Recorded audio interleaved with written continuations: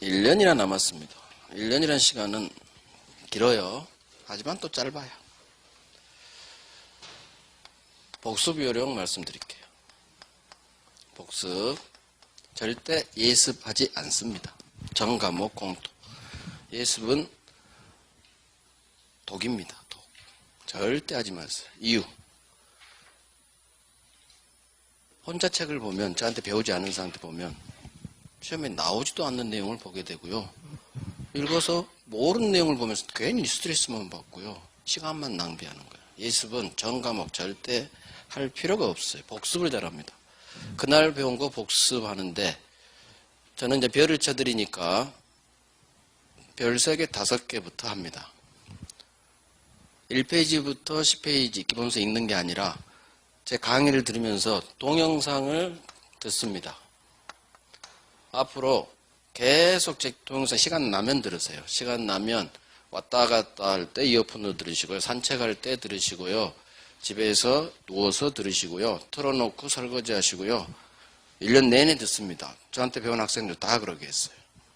들으면 귀가 트여요. 법을 가장 빨리 접근하는 방법은 제 동영상을 계속 듣는 거예요. 왜 그러느냐? 제 논리가 여러분들한테 자연스럽게 습득이 돼요. 민법은 억지로 외우는 게 아니라 이해하고 흘러가는 거예요. 따라서 이렇게 물고 늘어가요. 제 강의가 계속 그러게 나가니까 자기도 모르게 법 논리가 여러분들한테 자연스럽게 습득이 되고요. 이해가 가고요. 일부러 외우지 않아도 자연스럽게 외워져요. 그래서 복습 요령은 동영상 강의를 들으면서 자꾸 100번 들어도 좋아요. 100번 들어도 새로울 거예요. 계속 듣습니다. 그게 복습 요령. 그 다음 별 3개, 별 5개 위주로 반드시 그건 복습합니다. 교재 보면서. 그래서 제가 하지 않은 내용은 복습할 때 보지 않습니다. 기본서를 볼 때 만약 4시간 동안 이제 12월 본 강의 들어갈 때요. 1페이지부터 만약 50페이지가 나갔다.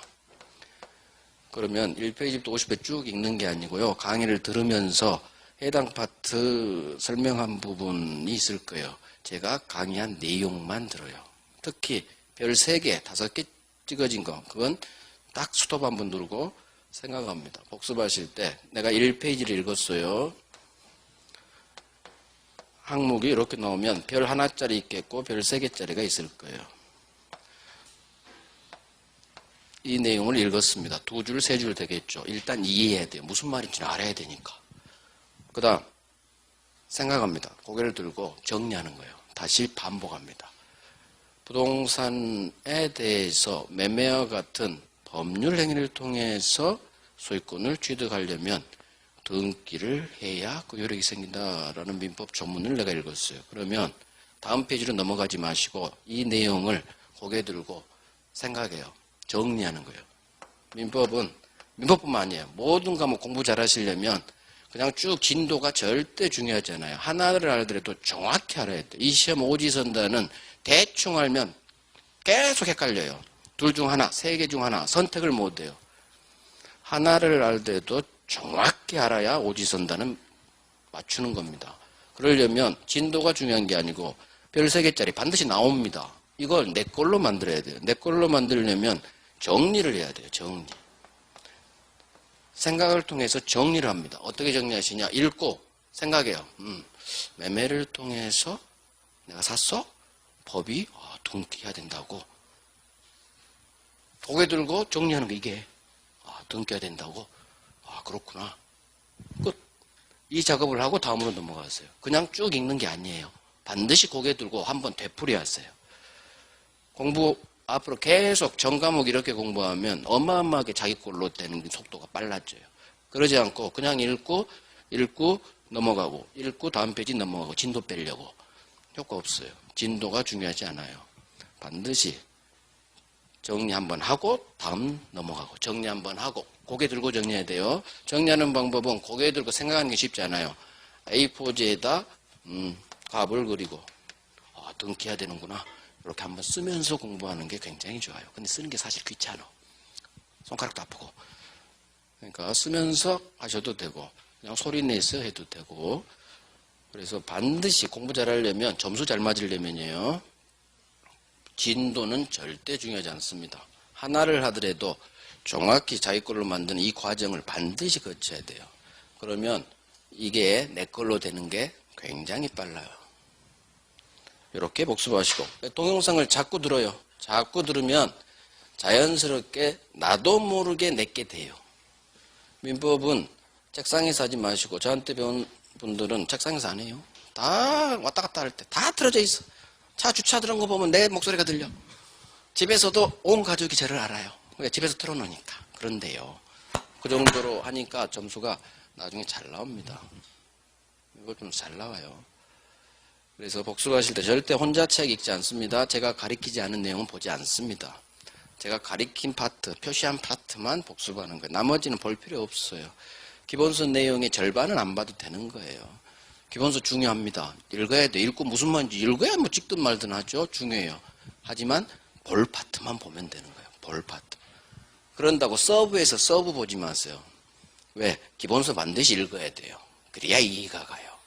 기본서는 엄청 중요한 거예요. 단지 모두를 보지 말라는 거지. 제가 별 3개 한 파트는 읽어야 돼요. 그래서 이해를 해야지. 민법은 이해해야 돼요. 덮어놓고 외우는 과목 아니에요. 그 다음에 이걸 내 걸로 만드는 작업. 이게 정리 시간. 그런 식으로 쭉 공부하다가 보면 이게 하나가 열이 되고, 열이 100이 되고, 그러면 모든 시험 지문에 OX가 골라져요. 시간이 해결해줘요. 나중에. 시간이. 나중에 문제 푸는 요령이 있어요. 문제 푸는 요령, 그거 좀 훈련하면 금방 해요. 중요한 것은 이걸 내 거로 하면 문제는 풀어져요. 이게 내 걸로 안 돼 있으니까 헷갈리는 거지, 있다 없다가. 그러니까 절대로 문제는 맨 나중에 푸는 거예요. 이론이 되면 문제는 자연스럽게 풀리고요. 이론이 정립이 안 돼 있으면 문제는 안 풀리는 거예요. 문제는. 그러니까 이론이 중요합니다. 공부할 때 처음부터 습관을 잘 들이셔야 돼요. 자, 그 다음 형광펜은 키워드에만 바릅니다. 동그라미를 치신 형광펜에 바르시니 절대 쭉 발라버리지 않습니다. 가만 보면 한 페이지가 다 형광펜이더라고 보니까. 그럼 형광펜 바르면 의미가 없어요. 형광펜은 표출시키려고 내 눈에 잘 띄려고 하는 건데 다 발라버리면 왜 형광펜을 발라? 바를 필요 없어요. 중심 단어 2줄 문장에 반드시 중심 단어 있어요. 법률행위가 중심 단어고 등기해야가 중심 단어예요. 이 2개만 형광펜이에요. 반대 법률행위 아닌 법률 규정은 등기 필요 없다. 이 2개만 형광펜이 발라지거나 동그라미가 빵 표출시키거나 절대 쭉 형광펜 발라버리지 않습니다. 전과목 공통. 그런 식으로 하면 이것만 보는 거예요. 이제 나중에. 처음에는 다 읽어요. 나중에는 법률행위 등기 단어로 외우는 거 이제. 나중에는 외우는 거예요. 일단 고개 끄덕이고 처음에는 고개를 끄덕입니다. 제 설명을 듣고 그렇네 고개를 끄덕인다. 책 읽을 때도 마찬가지예요. 일단 무슨 말인지 알아야 될 거 아니에요. 고개를 끄덕이면 그렇구나. 그 다음 중심 단어 찾아내기 훈련. 이게 가장 중요한 단어구나. 키워드 한두 개 나와요. 목적어 소수로, 주어 소수로.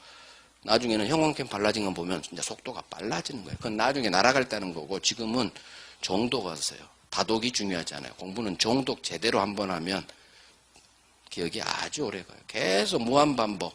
밑 빠진 독에 물 붓기. 공부 못하는 사람들이 그런 얘기예요. 안 그래요. 정독에서 제대로 이해하면 기억 되게 오래 가요. 당연히 까먹죠. 다음에 또 하면 기억이 더 가고요. 한 3번 까먹고 하면은 더 오래 갑니다. 근데 생각 없이 막 진도만 빼요. 그러면 계속 외워야 돼요. 계속 봐야 되고. 그래서 하나를 하더라도 이게 가장 중요해요. 많이 하지 마시고 하나를 하더라도 정확히 합니다. 정확히. 이 습관으로 공부를 하세요. 하나를 하더 진도 중요하지 않아요. 우리 아직 많은 시간이 남아 있습니다. 1년 동안 하나를 하더라도 하루에 하나만 한다고 생각하세요. 그래도 365개 적네. 하나는 하나를 하더라도 정확히 합니다. 그러려면 정리하는 시간을 반드시 가져. 어디 갔어? 정리. 일단은 고개 끄덕이고 이해하고 그 다음 정리해서 내 걸로 만들고. 그래서 그런 식으로 하시면 되고 항상 키워드, 중심 단어. 중심을 꽉 잡아야지 결론이 흔들리지 않습니다. 중간에 함정지문 엄청 많아요. 이걸 극복할 수 있는 방법, 중심이에요. 그래서 저는 항상 나중에 문제 풀면 항상 중심 잡으세요 그래요. 중심 잡아요. 선이라고 해서 대항할 수 없다 아니에요. 절대적 무효니까 법률행위 파트 무효는 중심, 반사회, 무효, 선의 삼자에게 대항할 수 있다예요. 선이라고 넘어가지 마세요. 중심 잡으라고요. 왜? 반사회 무효는 법률행위 파트 무효, 법률행위 파트 무효는 절대적 무효, 절대적 무효는 모든 삼자에게 대항할 수 있다로 끝나야 돼요. 이렇게 훈련하는 거예요. 중간에 선이 나왔다고 해서 현혹되지 마세요. 중심 잡고 반사회 무효는 절대적 무효니까 이유예요. 무슨 말인지 모르신 분들 계시겠지만 한번 들어봐요. 반사회 무효, 강행법규 위반 무효, 불공정 법률행위로서 무효가 되는데 이 무효는 제3자에게 대항할 수가 있다가 옳은 지문이에요. 그러면 이걸 많이 장난을 쳐요. 선의의 3자에게는 대항할 수 없다라는 지문이 꽤 나와요. 우리 기출. 이건 별 3개짜리예요. 그러면 선의의 3자에게는 대항할 수 없다라는 지문이 나면 이게 중심이 안 잡혀 있으면 선의야? 선의는 보호대거든요. 보호대니까 이 무효를 가지고 선의 3자에게 대항할 수 없다 나오면 이 선의에 꽂혀가지고 맞는 지문 이렇게 선택해버려요. 절대 그러면 안 돼요. 그래서 민법 총칙은 찍으면 다 틀려요. 반사회, 가행법규 위반, 불공정 무효는 모든 3자에게 대항할 수 있다. 자, 이유. 이 동네가 민법 총칙의 첫 번째 동네 법률행위 파트예요. 법률행위 파트의 무효는 무효의 원칙인 모든 3자에게 무효가 되는 절대적 무효 동네예요. 그럼 절대라는 게 뭐냐? 아주 중요해요. 나 외의 모든 사람에게 대항할 수 있는 경우를 절대라고 해요. 그러면 법률행위 파트 무효는 절대적 무효네. 절대적 무효라는 것은 나 외의 모든 3자에게 대항할 수 있네. 이놈이 선이든 악이든 상관없어. 모든 3자 이게 절대이기 때문에 이 지문을 해결하기 위해서는 이걸 외워야 돼요. 이걸. 이 판례 결론이 나오게 된 이유. 이 지문이 나 머릿속으로 선의 3자에게 대항할 수 있다, 대항할 수 없다 지문이 뜰 거예요. O, X 지문으로. 그러면 제가 그랬죠. 머리 굴려야 된다고. 계산합니다. 반사회, 가행법규 위반, 불공정, 동네가 법률행위. 머릿속 빨리 굴리는 거. 법률행위는 절대적 무효. 절대적 무효는 절대라는 게 모든 3자에게 대항할 수 있는 게 절대이지. 그렇네. 그러면 제3자가 손이라도 대항할 수 있다로 끝나야지. 근데 없다로 끝났어? X. 이렇게. 반드시 민법은 이 이유를 외우는 거예요. 처음에는 이 과정이 시간이 걸리잖아요. 나중에는 훅 1초밖에 안 걸려. 그게 이제 훈련하는 거예요. 나중에. 처음에는 시간이 걸리죠. 머리 굴리는 게. 동네 찾아야 되고 법률행위. 법률행위는 절대적 무효. 절대적 무효는 절대니까 생각해야 돼요. 생각. 정리. 모든 3자에게 대항할 수 있다. 선이든 악이든. 처음에는 이 과정을 거치는데 이게 숙달이 되면 절대적 무효. 대항할 수 있지. 모든 3자에게 대항할 이 과정이 생략돼요. 머릿속에서. 법률의 동네. 모든 3자에게 대항할 수 있다. 이 과정이 생략돼. 하지만 처음에는 이 과정을 반드시 거쳐야 돼요. 걸음마 해야 되니까. 그러다 보면 나중에는 이 정리 과정, 생각하는 과정이 단축이 돼요. 그래서 시간이 빨리 오래 걸리지 않아요. 처음에는 오래 걸려. 하지만 시간이 해결해줘요. 시간이. 그러면 절대 함정에 빠지지 않아요. 함정에. 선이니까. 이걸 외우면 또 헷갈리는 거지. 외우는 건 한계가 있어. 헷갈리게 돼 있어. 우리 머리는 한계가 있기 때문에. 천재가 아닌 나는 이유를 모른 채 외우면 반드시 헷갈리게 돼 있어요. 특히 시험장에서는 긴장해요. 긴장하면 외운 게 잘 생각이 안 나요. 그래서 반드시 이 판례의 결론이 그래서 나중에 제 요약정리서가 나오겠지만 제 요약정리서는 반드시 괄호 열고 닫고가 문장이 다 들어있어요. 그럼 이걸 통해서 훈련하는 거야. 그러면 절대 결론이 흔들리지 않아요. 그래서 이걸 중심이라고 하는 거예요. 중심 딱 잡고 중간에 선이, 악이 이런 게 현혹되지 마시고 중심 잡아요. 중심. 반사의 동네가 어디예요? 법률행위. 법률행위 동네는 절대적 무효. 절대적 무효니까 대항할 수 있다로 끝나야 됩니다. 근데 없다로 끝났죠? X. 이 과정대로 모든 내용을 할 거예요. 앞으로. 그러니까 절대 단순 암기할 생각하지 마시고 저한테는 어림없어요. 단순 암기하는 건 어림없어. 생각하게 만들 거예요. 생각. 정리하는 거. 이걸 외워요. 이걸. 그 다음에 이 내용을 제가 계속 강의를 통해 얘기하잖아요. 계속 들으라는 얘기요. 그러면 일부러 외우려고 하지 않아도 외워져 버려요. 내 논리가 이 풀이 과정이 자연스럽게 여러분들한테 그래서 계속 들으라는 거예요. 귀가 트여야 돼요. 귀가. 그러면 제 논리가 여러분들한테 쑥쑥 습득이 돼요. 습득이. 그래서 계속 동영상 듣는 공부를 하세요. 예습 절대 하지 마시고 중심 단어 이걸 단어를 외우지 문장을 외우는 거 아니에요. 중심 딱 잡고 있다 없다 머리 굴리고 민법은 친절하지 않아요. 지문이 결론으로 훅 들어가 버려. 있다 없다 머리 굴려서 판단해야 돼. 있는지 없는지. 그 머리 굴리는 게 뭐다? 이유. 이유를 머릿속에서 빨리 막 돌려야 돼. 그러고 나서 OX를 선택하면 절대 실수하지 않아요. 처음에는 이게 더뎌요. 처음에는 아유 그냥 외워버리지 뭐. 선의 삼작에 대항할 수 있다. 외우지 뭐. 처음에는 외워져요.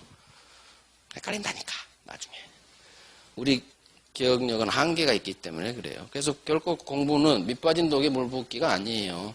제대로 이해해버리면 절대적 무효만 외워두면 1년 뒤에도 생각나요. 안 헷갈려요. 저희들 고시가 사법시험이 과목 하나가 만약 1000페이지다. 거기서 사례 문제로 2문제 나와요. 그러면 외워서 저희들이 10장을 써야 되는데 외워서 쓸 것 같아요? 안 그래요. 못 외워요. 불능이요. 아무리 공부 잘하는 사람도 못 외워요. 어떻게 하느냐? 이해를 했기 때문에 써질 수 있는 거예요. 이해가 되니까 이해 바탕 위에서 암기를 하는 거예요. 덮어놓고 외울 수는 없어요. 공부라는 것은. 이해가 되니까 암기가 되는 거예요. 공부는 결국 암기예요. 암기가 쓸 수 있죠. 하지만 암기 외우려면 이해가 돼야 돼. 이해가. 이해가 안 된 상태에서 막 외우죠. 못 외워요. 금방 날아가 버려요. 그래서 이 공부는 이해해야 돼. 어떤 과목이든지. 하지만 2차 과목은 외울 게 많아요. 단순 암기 파트가 굉장히 많아요. 근데 우리 고시 과목은 단순 암기 과목이 없어요. 다 이해 과목이야. 다 기본법만 고시 과목에 나오기 때문에 헌법, 민법, 형법 외우는 게 아니에요. 걔들은 이해하는 거예요. 이해. 그래서 쓰는 거지. 어떻게 1000페이지를 외워요. 불능이요. 불능. 이해하니까 1000페이지에 2문제 나와도 미치죠. 1000페이지에 2문제 나오면 한번 생각해봐. 그것도 8절지에 10장씩 써야 돼요. 8절지에. 그래야 고시 붙어요. 다 할 수 있어요. 다. 그 과정 다 거친 사람. 윤석열 총장이 9년 만에 됐죠. 서울법대는 보통 고시 사실을 1학년 때부터 걔들은 공부해요. 그래서 3학년이나 4학년 때 1차 붙고 1년 공부해서 2차를 붙어요. 그래서 서울법대 어린 놈들이 똘똘한 놈들이 1학년 때부터 도서관에 파묻혀서 공부해서 4학년 우병우가 그래요. 우병우 같은 애들이 많아요. 서울법대는. 4학년, 3학년에 합격한 것도 드물어 걔들도. 절대 공부량이 있기 때문에. 4학년 때 1차하고 대학원을 가요 걔들은. 대학원 가서 2차 붙어요. 만약 한번 미끄러졌다. 2차에서 떨어지거든요. 반은 떨어지니까. 그러면 그 다음에 또 1차하고 또 2차는 1년 공부해야 돼요. 그래서 한번 2차에서 떨어지면 2년이 훅 가요. 그러니까 보통은 고시 최단기 합격이 4년이에요. 1학년부터 공부해서 3학년에 1차 붙고 4학년에 2차 최종 합격해버리는 거. 이게 최단기가 4년이 필요해요. 아무리 똑똑한 놈도 4년 걸려요.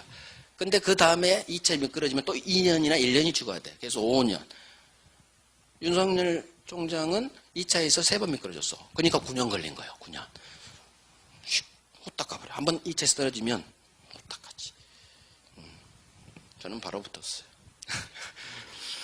자, 어찌됐든 그 많은 걸 외울 수가 없다. 암기는 이해의 바탕 위에서 결국은 외워야 돼요. 공부는 결국은 암기를 해야 되는데 이해의 바탕 위에서 외워야 되는 게 민법이고 2차 과목은 덮어놓고 외울 파트가 많을 뿐이다. 단지 2차 과목도 일단은 이해하세요. 이해해야 외우든지 말든지 해요. 일단은 고개 끄덕이고. 그래서 지금 과정은 계속 고개만 끄덕여서 일부러 외우려고 하지 마세요. 민법 외우려고 하지 마시고 제 설명을 듣고 그런 거야? 그래? 처음 들었네? 그렇구나. 고개만 끄덕여. 부담 갖지 마시고. 시간 해결해요. 시간이. 외워지는 것은 시간 해결해. 처음에는 외울 생각하지 말아요. 이해하려고요. 무슨 말인지 이해하려고. 그래야 나중에 지문 읽으면 이해가 돼요. 이해가 안 되면 못 골라요. OX. 너무 어려운 지문은 버리면 돼. 그런 거 8문제는 버리면 되고 80점 이하에서는 먼저 무슨 말인지 알아야 내가 있다 없다를 판단하죠. 중간중간 응용 지문이 나와요. 그건 버리면 돼. 정답 아니에요. 우리가 열심히 공부한 3개, 5개 정답 박아놔요. 8.2, 7점 이하는. 그러니까 중간에 한두 개 모른 판례 나오고요. 응용 지문. 머리 두세 번 굴려 읽고 뭔 소리야? 제가 이제 나중에 문제 풀 때 그러게 하는데 그럼 버리면 돼요. 뭔 소리야 하고 답 아니요. 나머지 열심히 공부한 4번, 5번에 정답이 확 박혀 있어요.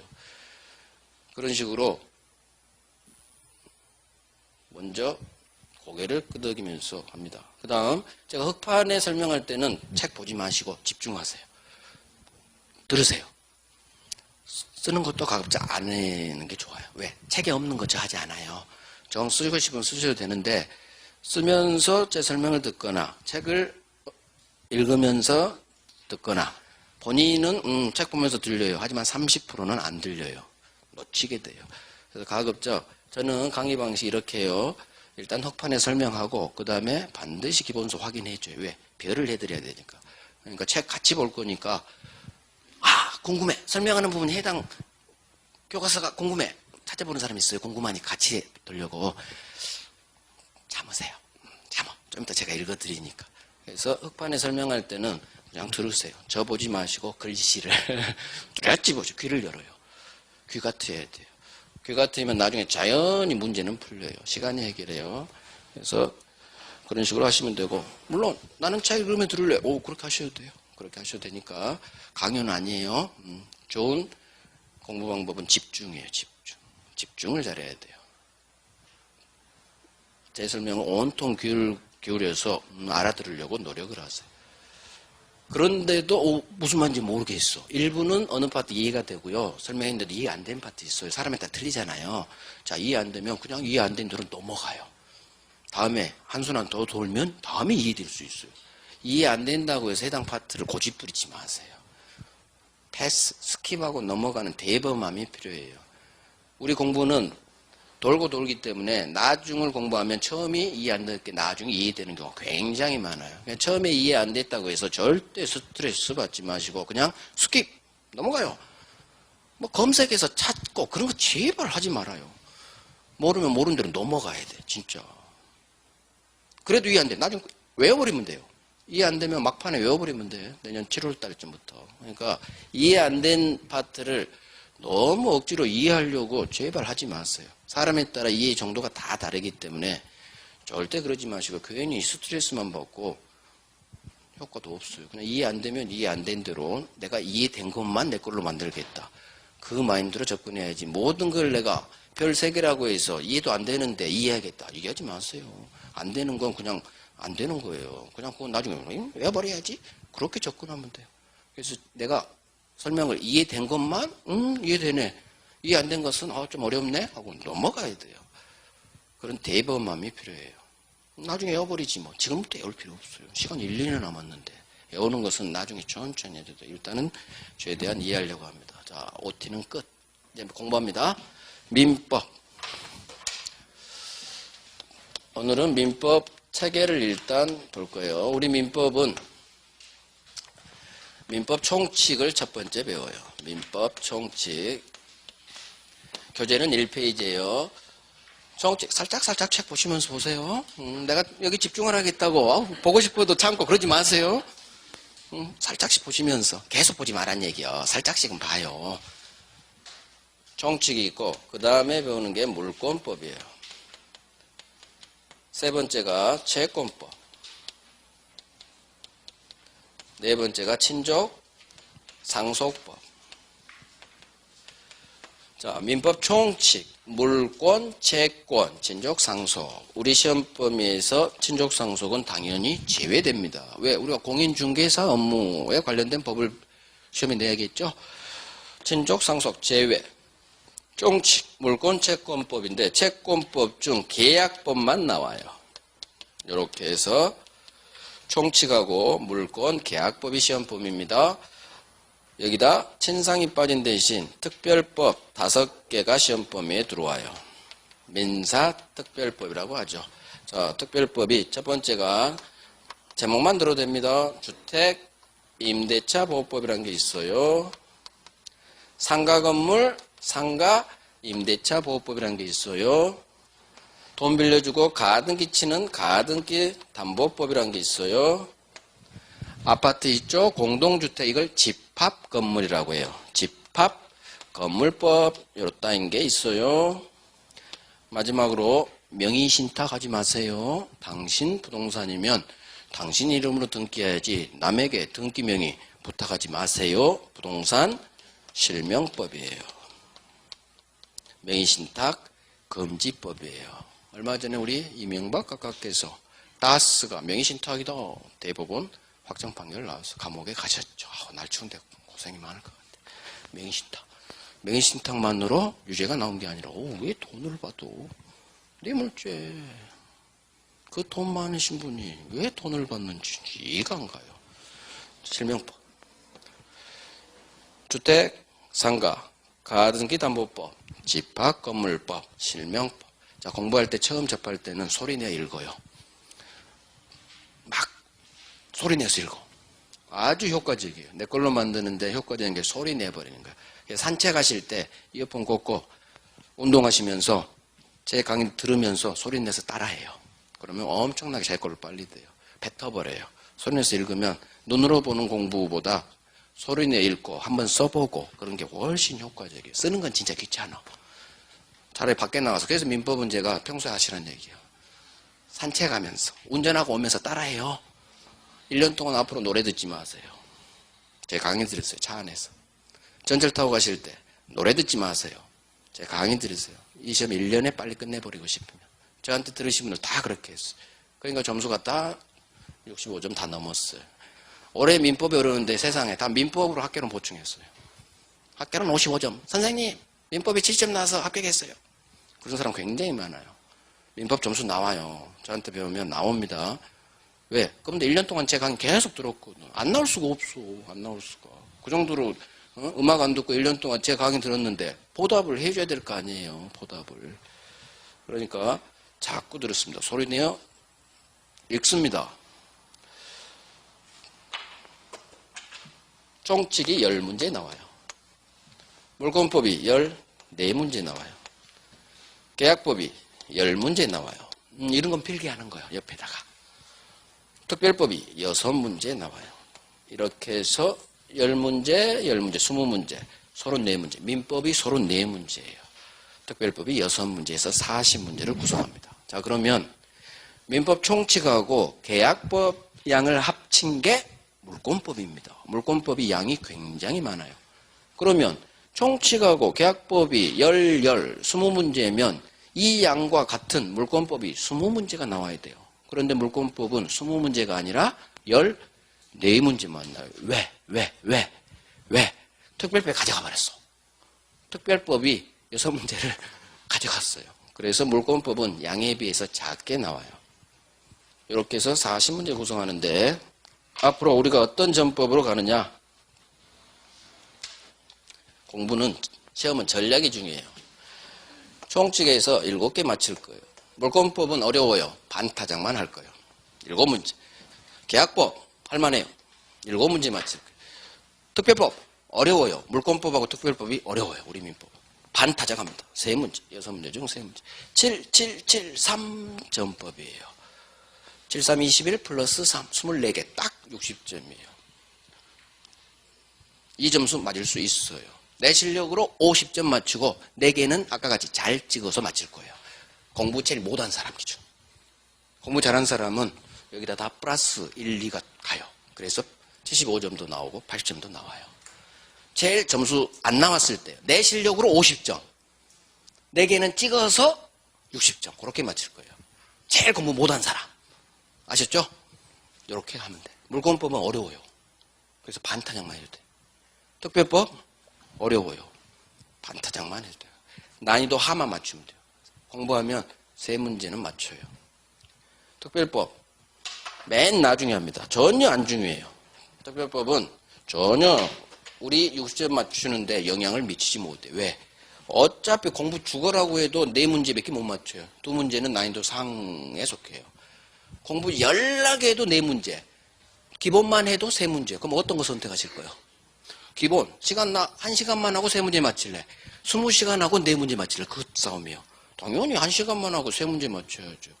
특별법은 많이 한다고 점수가 나오는 파트가 아니에요. 그러니까 이건 딱 기본만 할 거예요. 항상 나오는 거. 거기서 나오면 맞히고 그 외에 난이도 상은 틀려버릴 거예요. 60점을 넘으려면 민법에서 점수 따야 돼요. 특별법은 그래서 전혀 신경 쓰지 마세요. 특별법은 저 3월 마지막 주 살짝 5월 달부터 해요. 저는 전혀 영향을 못 미쳐. 우리 시험 60점에 나중에 하면 돼요. 총칙, 물권법, 계약법이죠. 이걸 잘해야 돼요. 민법. 점수는 어디에 따느냐? 총칙하고 계약법에서 땁니다.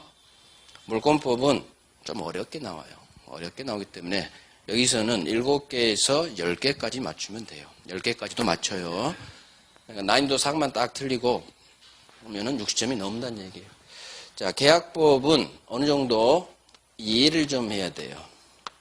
총칙 파트보다 계약법이 조금 더 이해 파트가 좀 많아요. 이해한 상태에서 풀어가면 계약법 점수 잘 나와요. 올해도 계약법 어렵지 않았어요. 그래서 계약법하고 총칙 여기서 점수를 땁니다. 물권법은 좀 어려워요. 나중에 접하면 알겠지만 문제가 어려워요. 문제.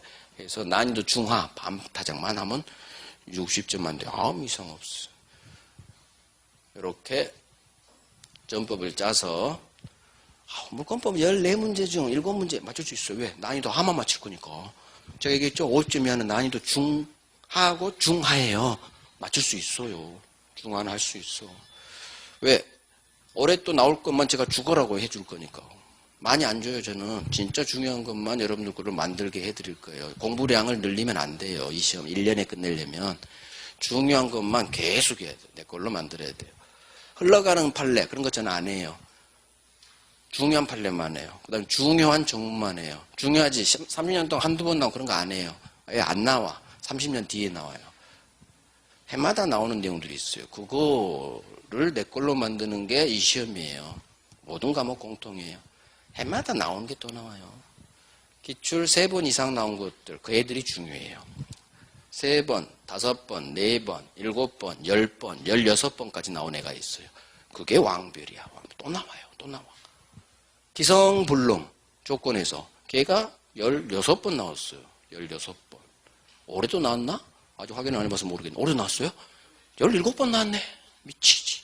그러니까 나온 게 또 나오잖아. 그걸 내 걸로 확실히 잡는 거, 이 시험은. 그래서 자주 줄 때 되고 중요한 거, 그걸 제가 별 3개, 5개예요.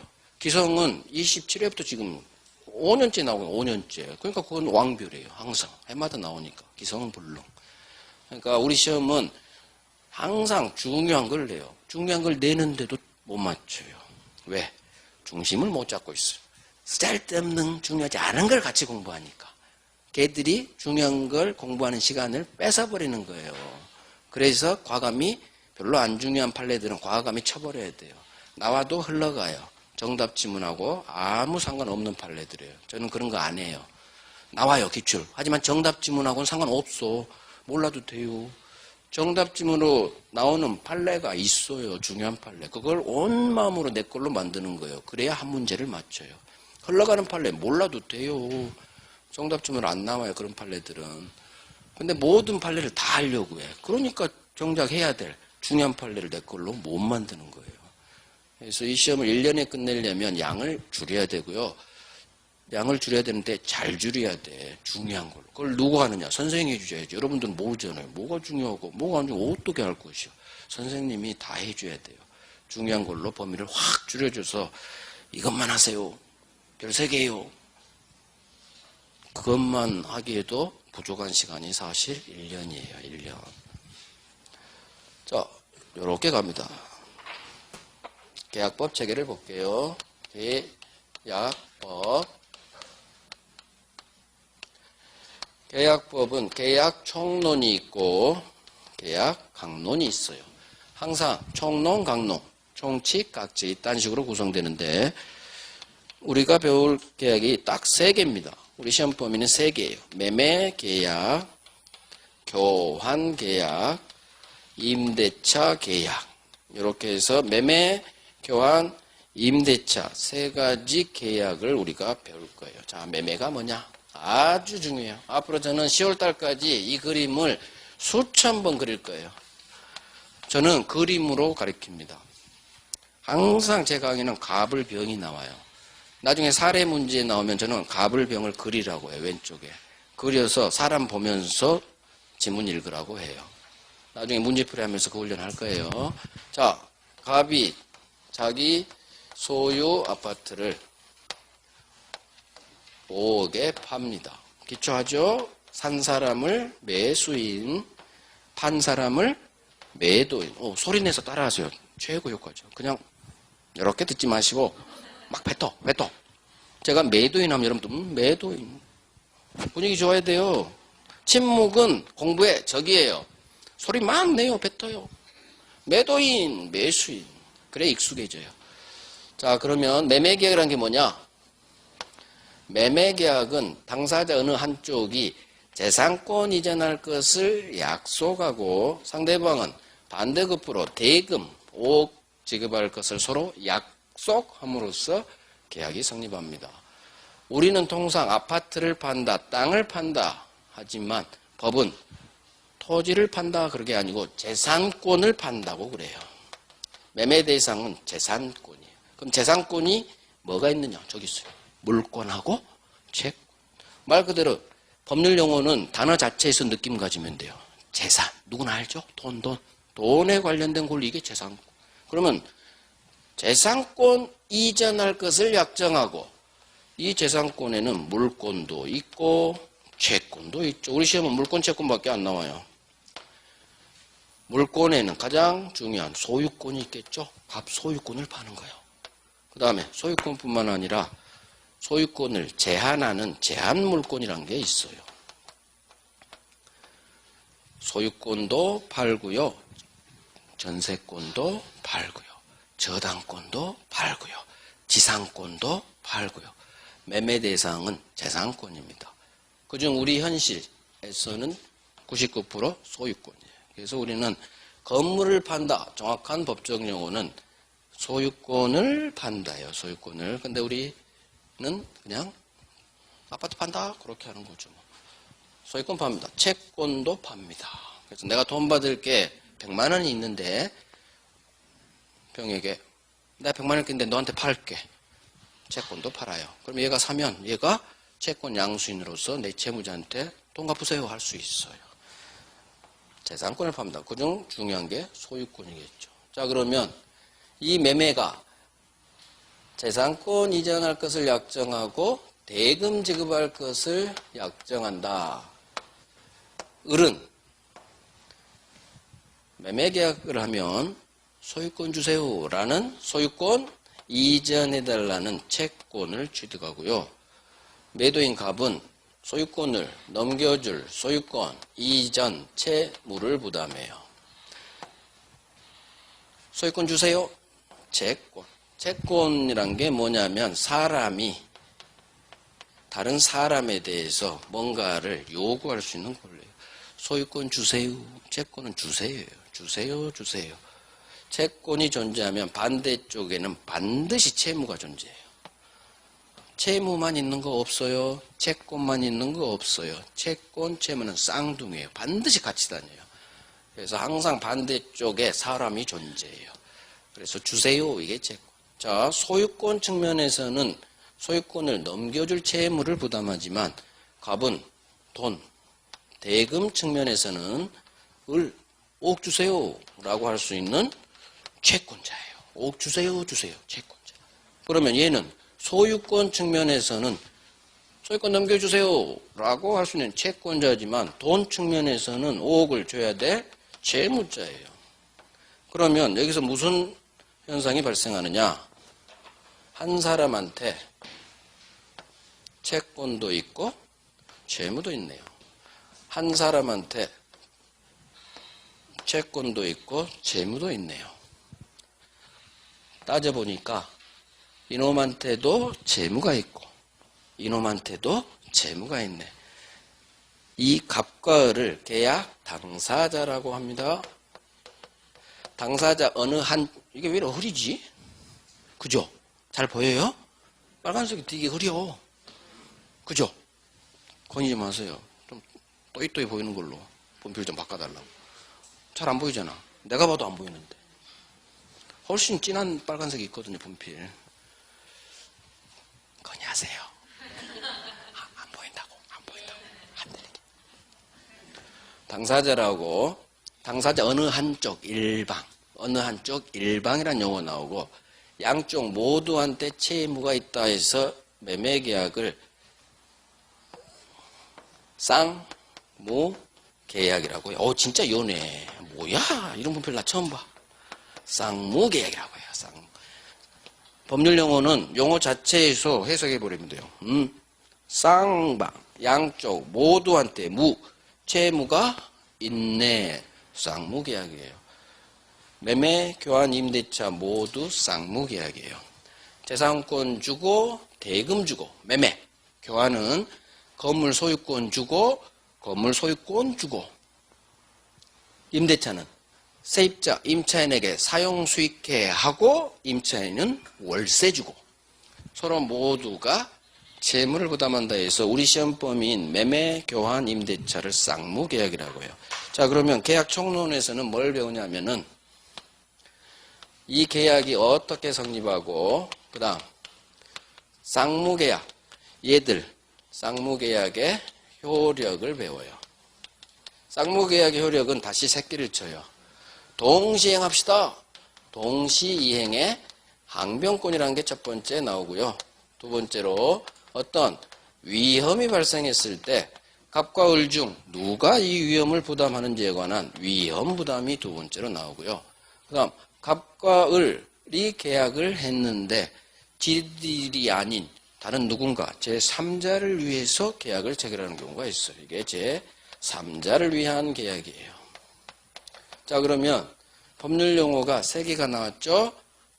동시행 항변권, 말 그대로 갑은 소유권 넘기고 을은 돈을 줘야 되는데 동시에 이행합시다 라고 항변할 수 있는 권리예요.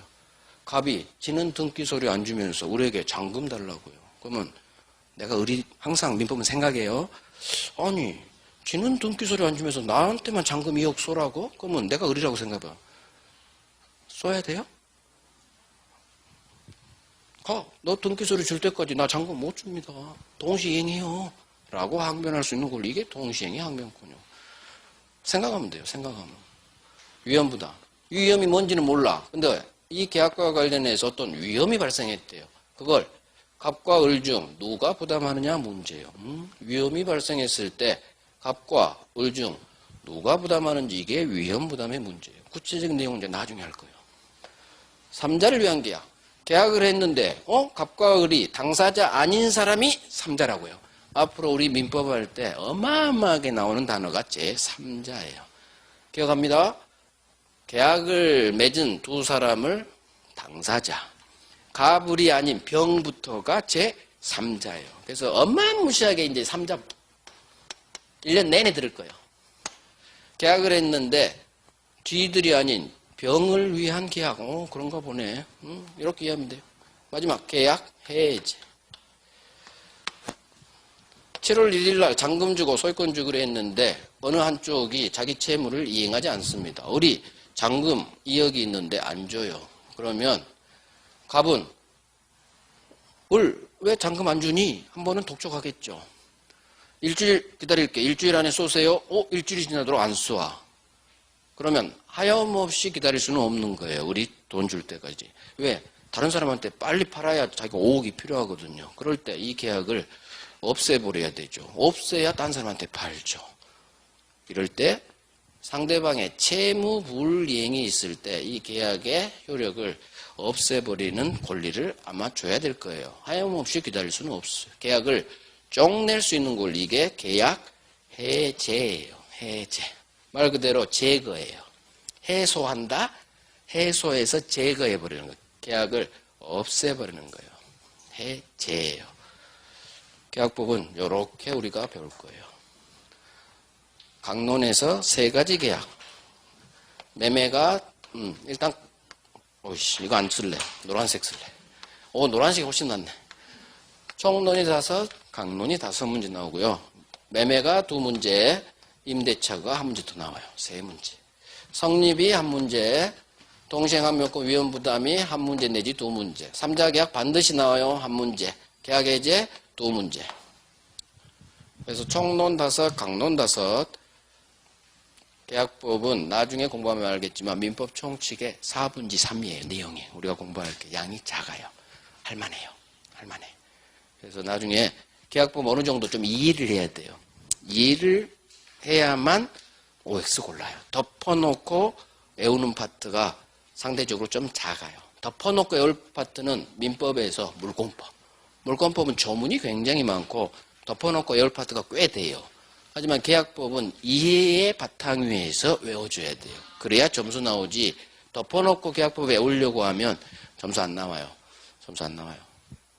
그래서 어느 정도 3가지 총칙, 물권, 계약법 이 3파트 중에서 가장 이해한 상태에서 외워야 될 파트가 계약법이에요. 계약법 제대로 하면 점수 잘 나와요. 올해 대부분 8개, 9개 맞췄더라고요. 계약법에서. 계약법 올해 그렇게 안 어려웠어요. 대부분 8개 맞췄어요. 8개. 그러니까 1문제 더 맞힌 거죠. 자, 여기서 10문제 나오니까 나중에 계약법은 일단 민법 총칙하고 물권법을 제대로 어느 정도 기초를 쌓은 상태에서 나중에 할 거예요. 계약법은 저는 민총하고 물권법 우리가 12월, 1월, 2월 3달 과정이잖아요. 여기는. 그러면은 계약법은 민총하고 물권법에 비해서는 2월 달에는 그래도 조금 덜 할 거예요. 3월 달부터 본격 들어간다고 생각하면 돼요. 2월까지는 민법 총칙하고 물권만 해도 충분해요. 진짜 충분. 결국은 우리를 나중에 내년 10월에 뭐가 발목 잡느냐? 민총하고 물권이 발목 잡아요. 나중에 진짜요. 특별법 발목 잡지 않아요. 중요하지 않아요. 계약법 나중에도 점수 나와요. 민총하고 물권법을 내년 10월까지 죽어라고 헷갈리고 틀리고 저기가 막 어려워요. 그래서 지금 처음 시작하는 지금 11월, 12월, 1월, 2월 이 4달간은 주로 민총하고 물권법을 저는 주로 해요. 주로. 민총하고 물권이 어느 정도 기초가 쌓이면 계약법이 이해가 가요. 그래서 계약법은 나중에 해도 돼요. 그래요. 또 시간이 됐기 때문에 10분간 쉬고 나머지 진행할게요. 여기 지워도 돼요. 여기만 놔두시고.